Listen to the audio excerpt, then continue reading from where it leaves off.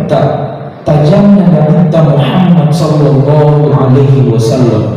Makanya Pak saya teringat segitu panita batu dari Hulu Sumatera yang dinamakan Amirul Taqi Ahmad Sanusi. Maka dari itu orang berkata, Pak, ajaklah anak utama al-bagana masjid sebelum deknan kanatto di lalan natimu depo meyakini maka ada angka nurna nabita angka tajanna nabita angka alimalabbina nabita tetap di bagana masjid jempuk riwayatmu nak pego sembahyang di lalan masjid ajak muakai imam merelurung di pengalaman sebelum meyakini makada alimalabbina nabita pala imam nenang pengarelurung di pengalaman ada makna apa?